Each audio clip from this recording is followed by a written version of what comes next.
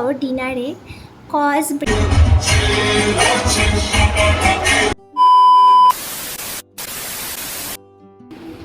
সব ঠিক আছে, শুধু এই জিনিসটা ব্লেন্ড করতে আমার ল্যাদ লাগে।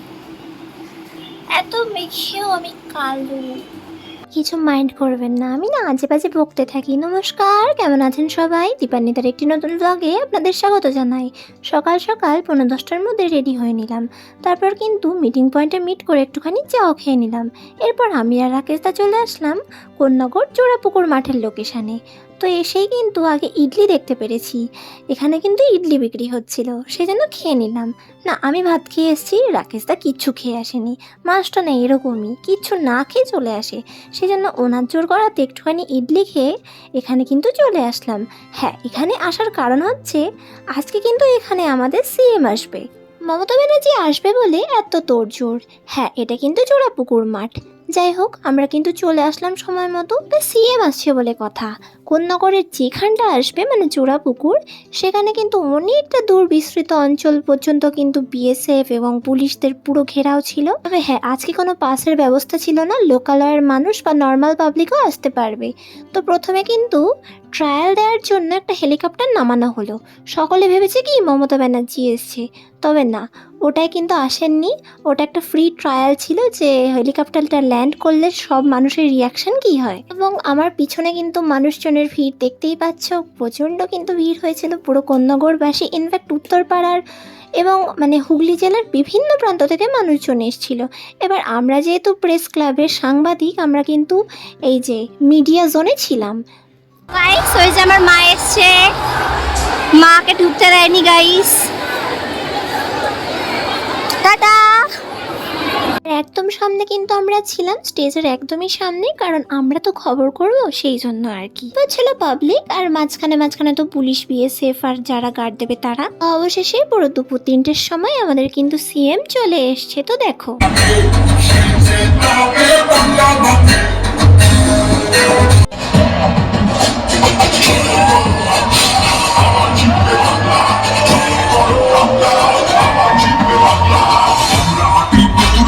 সামনে নতুন দিশা আসবে এবার ভোরের কাছে তোমার বাবা নিশা। চলেছ ধর্ম দিয়ে ভাষার অপমানে, লড়াই বলে জবাব দিতে এই বাংলাও জানে। আমি আমার এখানে শীর্ষাণু আছে, আসতে অনুরোধ করবো। ওর সিম্বল আছে 3 নম্বরে। 19টা চিফ মিনিস্টার, গভর্নমেন্ট অফ ইন্ডিয়ার সব মিনিস্টার, সিআরপিএফ, সিআইএসএফ, আইটিবিটি, বিএসএফ, আবার মিলিটারি, ইনকাম ট্যাক্স, এনআইএ সব নিয়ে চলে এসছে খাচ্ছে।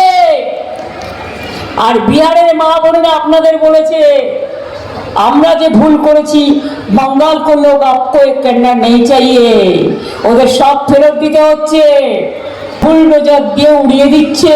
অবশেষে 4টের মধ্যে কিন্তু আমাদের সিএম নিজের বক্তব্য রাখলেন, এবং তার আগে তো সকাল থেকে আমরা খবর করেই যাচ্ছি। তারপর কিন্তু মোটামুটি 4:30-এর মধ্যে আমার কাজ শেষ হলো। তারপরে একটুখানি ঘটি গরম কিনে আমি ডিরেক্ট চলে আসলাম বাড়ি, কারণ কোন্নগর থেকে তো আমার বাড়ি বেশি দূর নয়, হিন্দমোটর। আর বাড়ি ফিরতে ফিরতে বেজে গেল বিকেল 5টা। বিশ্বাস করুন, এটা মমতার মিটিং বলে এই যে খেতে আসার সময়টুকু দিল। যতই বিকেল 5:30 পৌনে 6টা বেজে যায়, তো ও খাওয়ার সময়টুকু দিয়েছে। যদি মোদির মিটিং হতো বাবা, মানে শুধু জল খাওয়া আর ভোর থেকে দাঁড়িয়ে থাকো, ওনার মানবতা নেই। না, সত্যি বলতে আমি অনেক লাইফে ভুল করেছি, আর আমি ভুল করতে চাই না। না, আমি এটা বলছি না যে আমি তৃণমূল সাপোর্টার, কিন্তু আমি বিজেপি সাপোর্টার এখন আর নই। মানুষের কর্মেই মানুষের সাপোর্টের লোক বাড়ে। কি করব, ডাকাতি করছে, তারপরে মানে মানুষকে বাঁচতে দেবে না ঠিক করে, এই জন্যে। এরপর কিন্তু আর কোনো শান্তি নেই, আবার কাজে যেতে হবে। এই যে খেয়ে দিয়ে নিয়েছি, এরপর কিন্তু একটা অ্যাফ্রেশ পাউডার গুললাম, খেয়ে কিন্তু এখন চণ্ডীতলার উদ্দেশ্যে বেরোলাম। ব্যাস, ফিরতে ফিরতে আমার বেঁচে গেল পুরো 9:30। এবার আমি প্রচণ্ড বিধ্বস্ত, বাড়ি যাব না ফুচকা খাবো, এদিকে তো পেটে ব্যথা করছে, পেট বাস্ট করছে। যাই হোক, তাও কষ্ট করে দাঁড়িয়ে একটু ফুচকা খেয়ে নিলাম। যাই হোক, বাড়িতে এসে ফ্রেশ ট্রেশ হয়ে মা দেখি ঘুগনির মটর ভিজিয়ে রেখেছিল, আমাকে বললো রাতে ঘুগনি কর।